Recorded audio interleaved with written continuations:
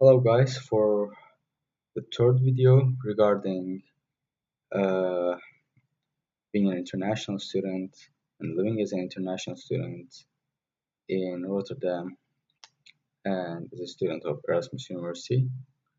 But this this video will be more focused on broader audiences, not only focusing on students of Erasmus University, but as a wider to a wider audience, that is any international student. I want to begin by talking about the cuisine here, the restaurants that are available. So, personally, uh, I am not really aware of any Dutch specialities. Uh, I know that croquettes are famous, uh, local food, uh, as well as oliebollen as a dessert. But the most famous thing is, of course, the Dutch cheese. There are many different variants. Uh, However, I personally like the Rotter the one Rotterdamse cheese. That was a brand. I'm not really sure. It 032 Rotterdamse cheese. I think that was the brand. It tasted really nice. The and it has it's uh I, I can't find that right word at the moment. Whatever, like it's based upon the weeks regarding how old it is. I personally like the one that was 14 weeks old, but there are other options like I think 38 weeks old and 52 weeks old. It tastes good. I don't know about others. Another thing that Netherlands is famous with is this tulips. Definitely, you should go to tulip garden uh, when you have the time. I didn't go yet, but there's a one nearby that's very close, like 10 minutes by walk. Um, Another popular uh, Dutch specialty is the shoes that have a really strange shape. I think they're wooden. I'm not really sure, but that's a local specialty too in terms of culture. Now, coming to the restaurants available, there are many Asians here in Netherlands and in Rotterdam. Uh, so you'll find a lot of Surinamese, uh, Indian, Chinese, obviously, some Japanese like sushi restaurants, uh, Indonesian, and so on. I mean, these are the most common ones. Vietnamese, but you'll also find a lot of Italian restaurants, especially those that make pasta and pizza. These are very popular and famous. And another one that is really widely available is the Turkish doner and kebab restaurants. You also find a lot of that. Now, regarding the nightlife here, you probably know that Netherlands is also very popular with its nightlife, clubs, parties, casinos, and these are also present here in Rotterdam. So if you like these things, then you're at the right place. You can join many parties and at like good rates. You know, not very expensive, and you can just go to a cafe with any of your friends, have a drink, and enjoy your night. Uh, Another thing that is often available is pool uh, pool stores or pool cafes. I don't know how exactly we can name them. Just the places where you can play pool. Uh, I personally I like it, and you can organize tournaments and enjoy your evening with your friends playing pool or darts. Is again another very enjoyable thing you can do together with your friends. Now, I want to focus on the attractions of Rotterdam. Uh, Number one attraction, in my opinion, is the Markt Hall, where inside there are many shops that sell different things and actually of different cultures. Like they're Asian produce, again Turkish produce, Chinese supermarket kind of thing, or Asian supermarket, let's call it. Like there's a Greek food restaurant, then local Dutch food, cheese stands.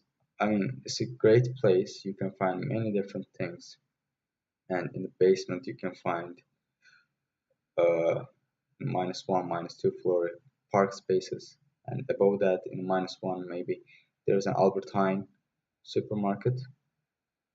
So Markdal is a great tourist attraction, and you should go there if you're gonna live here to see what you can shop for regarding buying gifts for loved ones or just for weekly grocery shopping. And a very good thing, every Tuesdays and Saturdays in front of Markdal there's an open market. It's a very long one, but prices are super cheap and you can have a budget grocery shopping, and quality is usually not that bad. Of course, in order to find the best quality price ratio, you should first travel the whole market and then do a second trip to buy at your selected stands.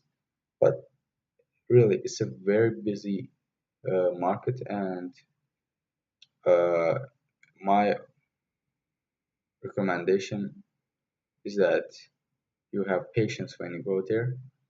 Just take your time and see the prices and the qualities of products offered. Then there is the Maritime Museum that is located in Beurs, right across Beurs Station. There's a War Museum that I saw. Like I didn't enter to any of these museums. I'm not really a museum type of guy. There's the Euromast Tower. Uh, there's Erasmusburg. That's the Erasmus Bridge. There's the Rotterdam Zoo. There's the cube houses. Actually, it's they look really cool uh, as in terms of architectural uh, viewpoint from an architectural viewpoint. But I don't know how people live or walk inside because they're shaped as cubes and they're placed uh, very strangely. So you probably better check out the pictures of it online and hopefully you visit it when you come here. There's the port of Rotterdam.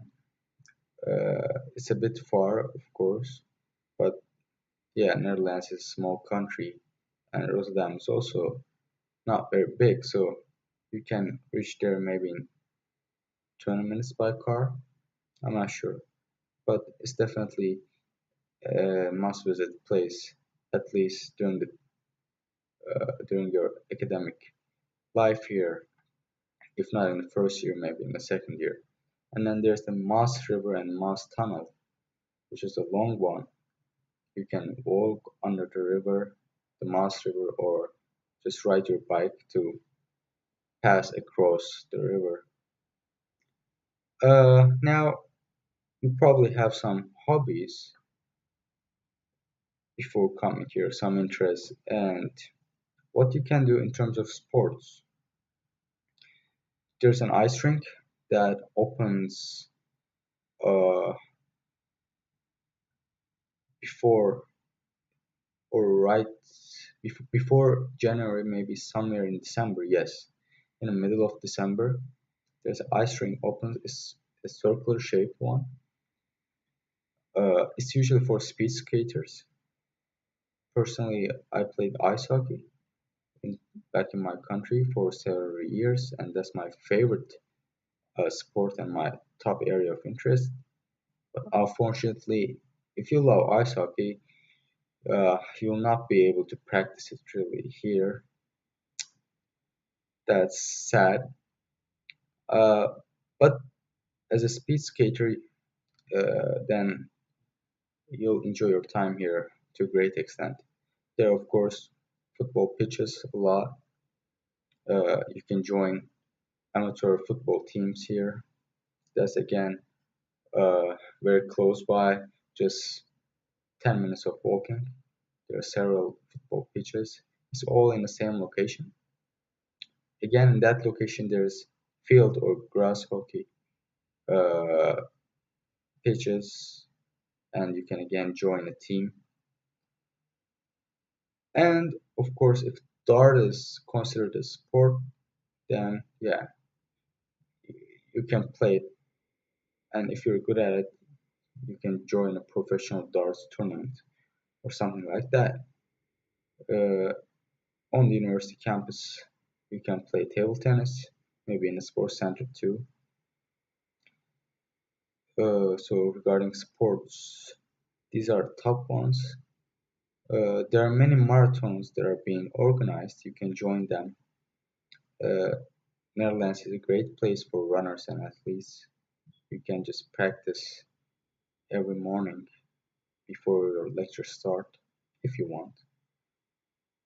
Uh, and of course, for uh, cyclers, whether it's mountain cycling or just normal cycling, you'll really benefit from studying here in Netherlands because everywhere you have bike roads, and even in places in, for example, some streets where you don't have the bike roads, you really are respected by cars and you're not driven over or driven onto so that you don't feel uncomfortable riding your bike.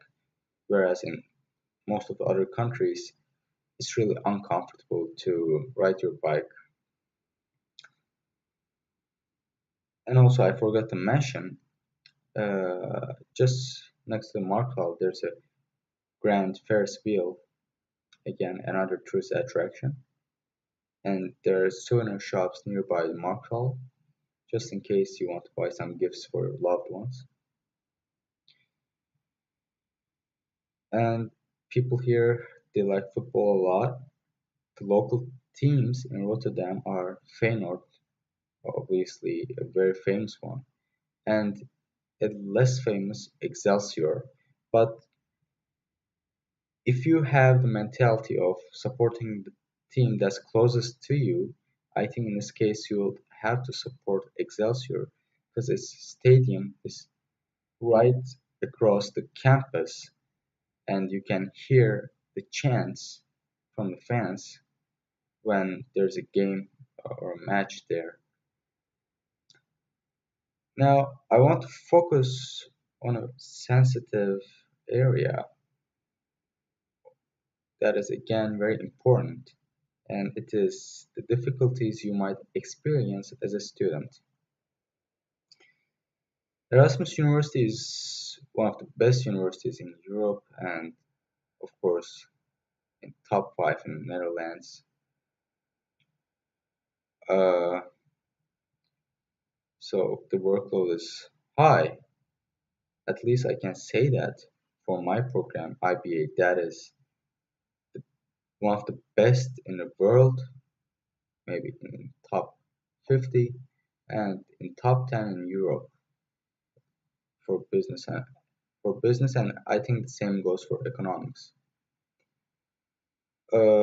So if you have any problems regarding your student life, maybe you're not able to manage your time, maybe the workload is really heavy for you, maybe the studies aren't going really well, like the recent grades you obtained, then you have student advisors or study advisors.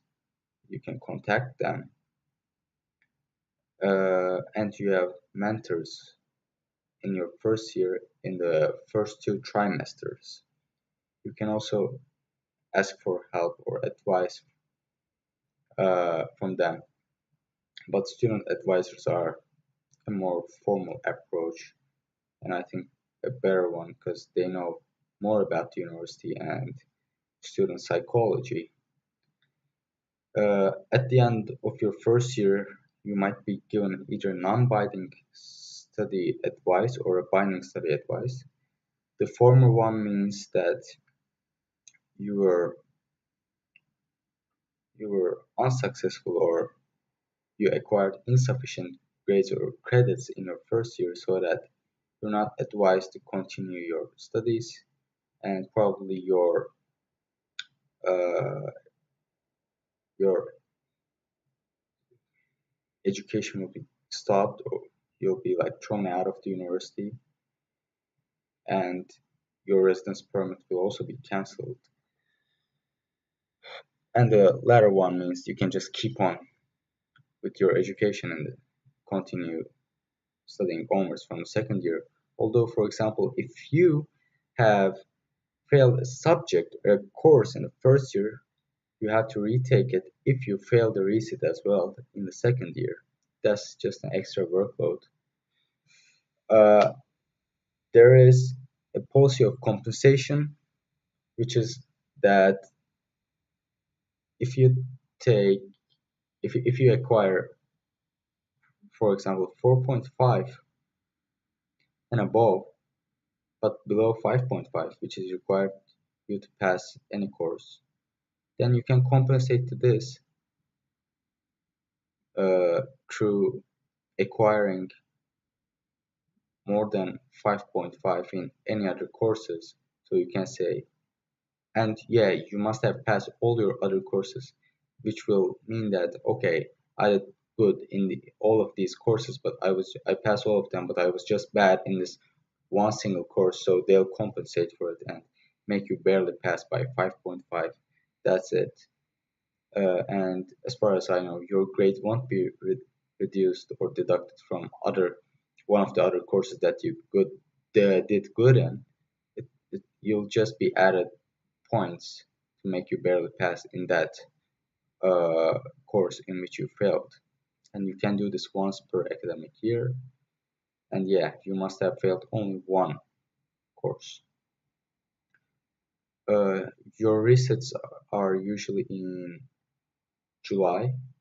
So normally in the first, yeah, I mean in the first week of July, your academic year ends. But if you have failed any course, then you have to do their resets in July. So you probably lose all of July, and you only have August left as your summer break. That's terrible. So try your best not to not to fail any course. Uh, Other than that, there's the case of mental or psychological unrest or troubles such as depression or extended period of sadness or stress. This can happen, uh, especially if you were used to living with your parents under their protective arms, and then you come here, whole new experience, whole new country, culture, alone by yourself. So this might really damage you psychologically. And on top of that, you have to do your, for example, cooking and cleaning. Maybe this is not a problem for uh, females, but for males, it might be a problem. Therefore,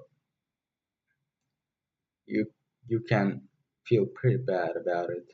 You might miss your parents. You might miss your uh, previous lifestyle. You might say, "Oh, why did I make this decision? Why did I make this choice? I would be more comfortable studying in my country, in my own culture, in the language I know the best." Maybe you will have regrets, but try to cope up with it.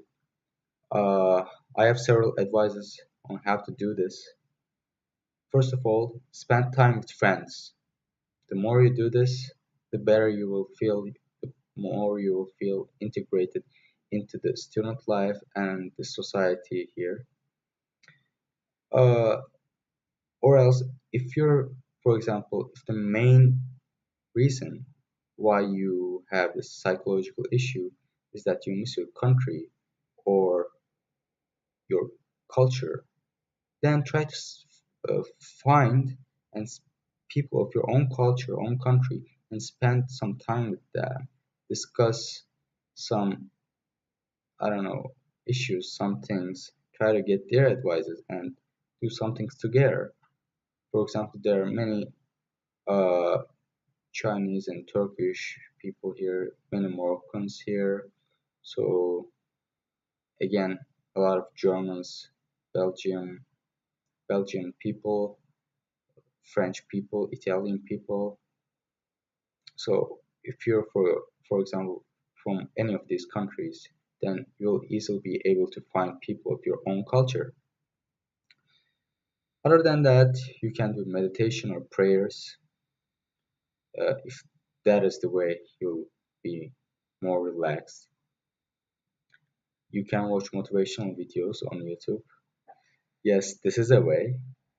You can engage in activities that are of your areas of interest. For example, if you love football, join a team or practice with your friends. If you love reading or writing books, join any association or student fraternity that is related with it. But just don't keep leave yourself like empty, just sitting here, you know, doing nothing or looking into the wall with an empty mind. Don't do that in that case. Or you can do something different that you have never done in your life. Say, okay, let me try this. Let me take on challenge. Although it might be tough, okay, let me experience this too. For example, me, I recently started going to Mandarin courses. You might try that. You know, it's very tough, I know, but just something to keep me busy. So anything like that, or say, okay, once every month I'm gonna travel to a different city, maybe a day trip, or I'm just gonna stay in that city for a night and then come back during weekends. You can do this during weekends. I mean, this is a good option. So yeah, just try something different, more challenging, but that will make you enjoy your life more. And one thing I want to say, actually, I forgot to say in maybe previous video about the learning new languages. Uh, some student associations, like the Chinese Student Association, offers language courses, uh, but the one that university offers is organized by Erasmus Language Center. It offers several different language courses. You can check up on that. It's the most professional form, but also the most expensive one, and the book fees are not covered. There's Erasmus language sharing, where a student who's a native speaker of that respective language gives a more informal kind of lecture to other students. It's much cheaper option. I think 60 euros for 10 weeks, as far as I know. But again, it's the least professional option amongst uh, these three that are Erasmus Language Center, learning from like joining a language program from a student association, and then Erasmus Language Sharing. But again, if you just have less time and just want to have an insight into the language and don't want to spend a lot, Erasmus Language Sharing is the most optimal option. Now, I want to focus on something that is very critical for uh, new applicants. So right now, I know that the application process for 2019-2020 academic year has been closed, but maybe this video will help students from the other academic year onwards, that is 2020-2021. So for Erasmus, yeah, before just talking about applying to Erasmus University or any university in the Netherlands, I want to give you an idea on how you can select the right country, right university, and right program. So one thing uh, you should do for selecting the right country is obviously think whether there will be any major problems that might occur if you go to study in that country. Language barriers, uh, the living costs of that country, living expenses. Actually, this is also really determined by the city in which you're going to study. So, yeah, you have to keep that in mind. The visa restrictions, um, and maybe you have aims of st- after finishing your studies, maybe working and living in that country. So, for example, Canada is a good option in that case. So, it should be a country where gaining residence permit permanently or even getting citizenship is easier than other countries. So, you might have to focus more on these. And my first point was problems you might experience culturally. So this means like maybe there are a lot of stereotypes about your culture or your country in the country that you're planning to go. So this is a potential problem, or stereotypes against your religious beliefs.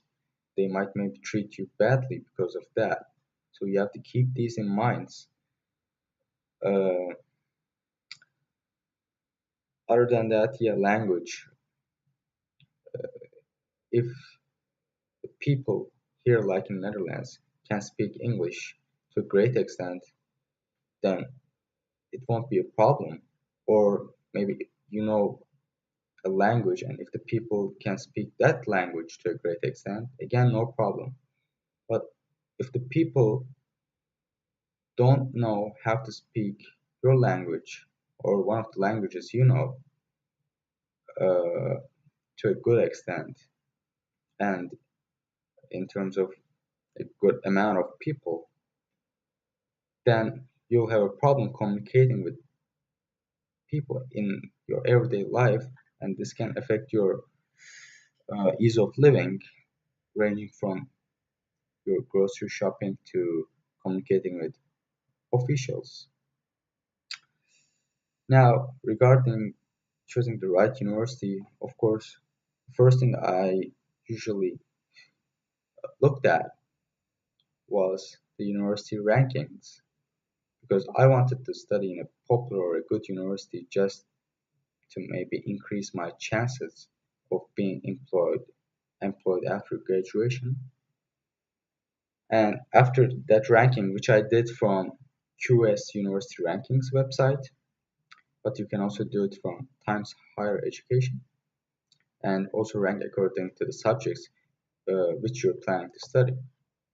So after that, uh, I took a look at which universities offer education in English. Uh, this was because I wanted to study in English because I know no other language but my native language and English, and a very basic level of maybe French, and for you it can be any other language. So I then filtered my selections according to those universities which offered courses in English. Then I took a look at their tuition fees. Can I pay this or not? So these are the steps and the orders you should follow. Like you should first, I think, uh, rank them in terms of uh, popularity, and then whether they offer an English course, and lastly, whether the tuition fees are acceptable for you or not. And lastly, I want to talk on the choice of your program or course. Should I choose economics? Should I choose business? Or should I choose IBEP via a program like that is business economics? So the critical point here is, of course, you have to take a look at how long each program lasts. For example, International Business Administration lasts 3 years. Maybe you want to do one that lasts 4 years, or maybe you say, okay, 3 years is better, it's shorter, uh, it will help me save time. But the main and critical point here is that you should take a look at what individual subjects are offered within each program. For example, in IBA, in my first trimester, which is now over, we had 5 courses, and same goes for now, and same goes for third trimester. In the first trimester, for example, we had organizational behavior, introduction to business, mathematics, IT skills, and methodology. For example, I chose business because I thought it's a very practical course, and because it will have many business related content. In my opinion, for example, methodology wasn't somewhere near that. It was all about scientific research that was talking about ontological, epistemological, something logical, illogical things.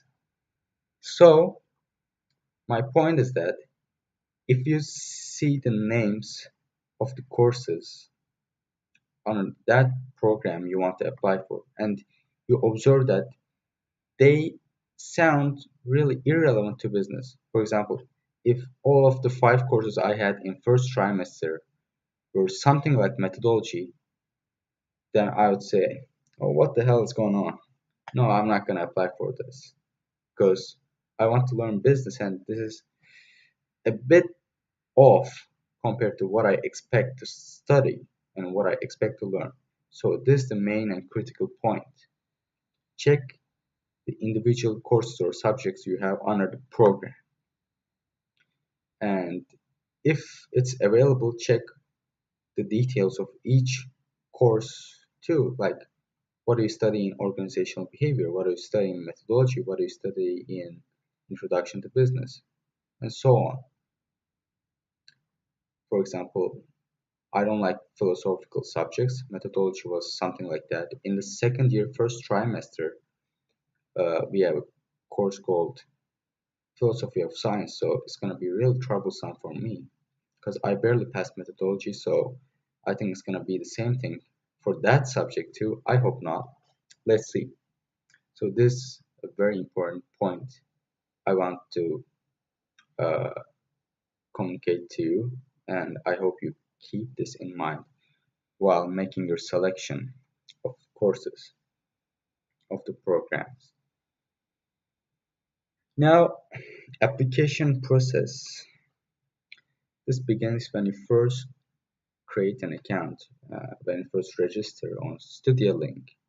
That is a database of students, or that is the application portal for students who are applying to Dutch universities. In StudiaLink, once you get registered and enter your details that are asked, uh, you'll have the option to apply, I guess, to a maximum of 4 or 5 universities. It's like UCAS, where you apply to UK universities. But unlike UCAS, I think StudioLink is free, whereas in UCAS you have to pay £25 a one-time registry fee. So my first and very foremost advice: you're given the opportunity, maximum like opportunity to apply to 5 universities. Take it. Like, don't say, okay, I only want to apply for Erasmus University, so no need. Don't say that. Just broaden your opportunities in case, all other your offers are declined. Do it. You have the opportunity, why not? Out of these 5 universities, you can apply to only two numerous fixes programs. And numerous fixes means, I'm not sure, but I guess that you have a limited number of students who can be accepted into that program. I think this was the meaning, not sure. Check it out. So maximum two numerous fixed programs and maximum of 5 universities, so 5 programs. Uh, make your applications wisely, but if you change your mind, you can just cancel your application after you have applied. Uh, I don't know if you're given the right to change your application, like after you apply. Let's say you cancel your application and apply for a new one. I don't know if that's the case. I think that's the case. But make sure, it's very important, make sure that you don't miss the deadlines. Check the deadlines for StudioLink. Check the individual deadline of the university.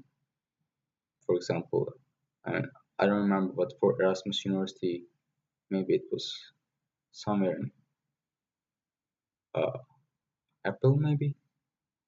I don't remember, literally. I mean, for me, it has been like almost 1 year since I applied, so yes. But do it in your last year of high school. You do it in your last year of high school or in your gap year.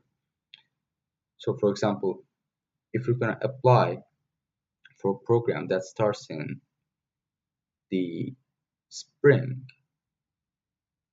no, in September, let's say September 2020, and you're currently a student in high school, in the last year of high school, so 12th grade.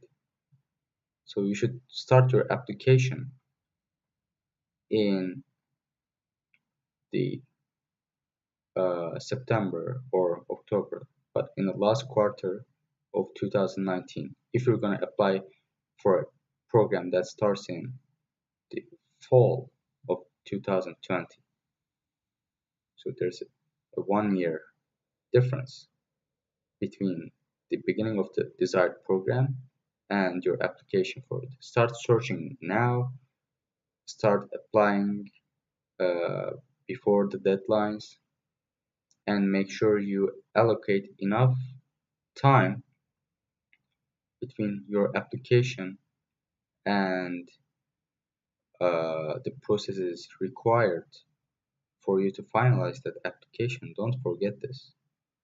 For example, you might apply or you might start your application process before the deadline. But if you do it just right before the deadline, then What about the processes?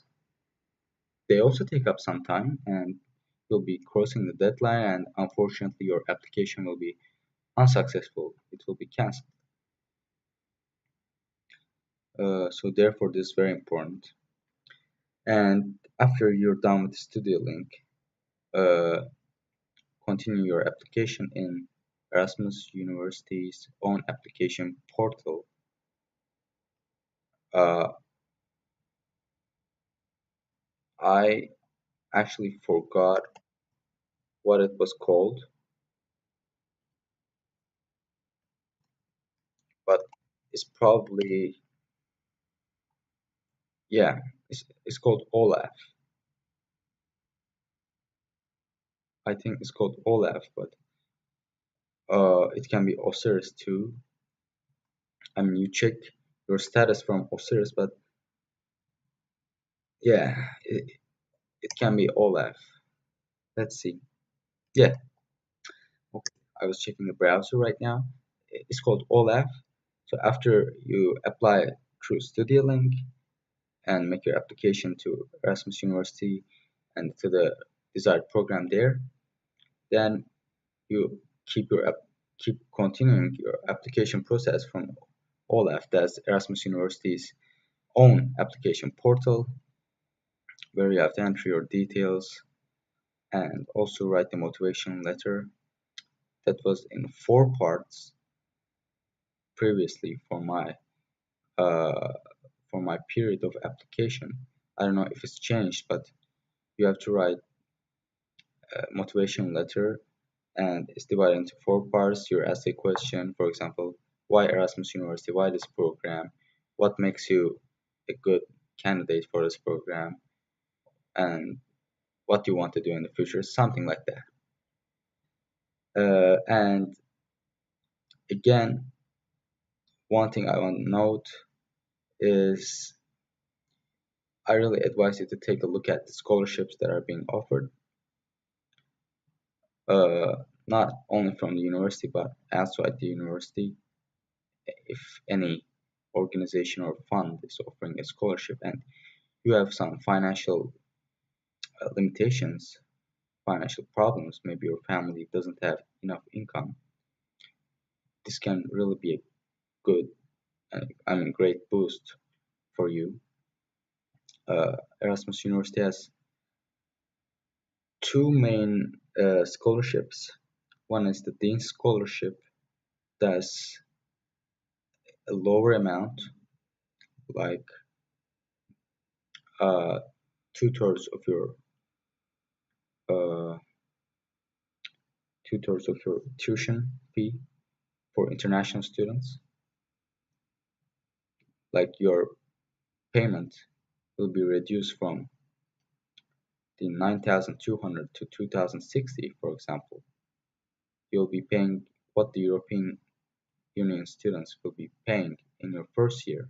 That's the Danish scholarship. There's another one that's the Excellency Scholarship or something like that. That's the bigger one. I think it gives you, I'm not sure again, but I think it gives you a scholarship of 18,000 euros over the course of 3 years. This was the case with University of Amsterdam. They were doing this, uh, but it's very hard to obtain these. Definitely, you should have an excellent academic and social background, and you should have probably achieved several awards or honors in order to obtain these, and of course, have a very, very inspirational, motivational letter. And these are available in very limited quantities and amounts, so you're unlikely to acquire it. Therefore, prepare your finances well. Uh, yeah, and this is nearly it from application processes. Maybe the last thing I want to mention is that if you receive offers from several different universities, don't panic. Like, because it's the case that univers- that university may give you a very short deadline until which you can give an answer whether you accept their offer or reject it. So don't panic, don't get stressed. Just uh, in that short time, discuss with your family, your friends, and make uh, searches regarding which one would be better for you and give your decision then. And also use your own instinct, which one you want to go with. Because it's not only your parents or your friends' decisions, your decision also matters. Actually, it's the most important one. Don't let anyone shape, totally shape your future, totally shape your academic life. You have your own uh, power, own choice over this matter. So definitely take the grips in your hands. But yeah, don't also leave your parents or friends like guessing, or your elders who give you advice. Don't totally neglect them. But yeah, you are the number one decision maker here, so think how you want to live or where you want to study and which one really excites you, which program, which university, which country, and then make your final decision. Of course, considering your financial limitations too, because in reality, unfortunately, that's very important. Everyone maybe would like to study in uh, top world universities, but they're very expensive, so this can happen. And also, a detail, consider the flight times between your country and the country in which you want to study. Because, for example, I applied to Canada uh, to a very prestigious university like McGill. I actually got accepted and I had to give an answer to their offer, but I declined. One reason being, a major actually reason being the time difference and how long it would take me to travel from Canada back to my country. Although if you don't want to come back to your country at all during breaks, then it's no problem. Or if you just are okay with traveling once and that's only in the summer, then again, not a big issue. But that can be a major consideration. So I guess this was it. Uh, the end of the three-part video series. I hope uh, my videos provide enough information for you just to set some clear ideas in your mind before coming here, and I hope they can be useful for you. And if you watch these videos and have any friends who are planning on applying here, then please uh, also tell them to watch these videos. Maybe they can be of help to any other of your friends, even if it is to a little extent. It's These videos are not professional at all, just taken through laptop camera in my room in my free time. So just I had this idea of making a series of videos because I know I experienced this myself, that when I came here I had difficulties, and I said I I wish I had known this before coming here. So these are the things I want to let you know. And if you want to know more, again, I'm saying check the university's website. Every page, every section, to a great extent, you have the internet under your hand, just make searches. Uh, and any questions you have, please comment down below. I would love to answer them and help as much as I can. And if, again, any new topic arises that I want to talk about, I'll keep on posting videos in that case. But for now, there's nothing else in my mind. And I'm really sorry for any bad graphics and obviously uh, for misspellings and errors I made during uh, my speech, because of course this is the first time I'm taking a video, so I'm a bit excited too about it. So my apologies for uh, poor pronunciations in some occurrences, and thank you for watching my videos, and hope to see you in other ones, in the coming ones, if there will be any. So goodbye, take care, and hopefully you get accepted into the university and we meet here, maybe have a little chat. I would love to have that, and I'm looking forward to meeting you guys as Erasmus University students and future, I don't know, leaders.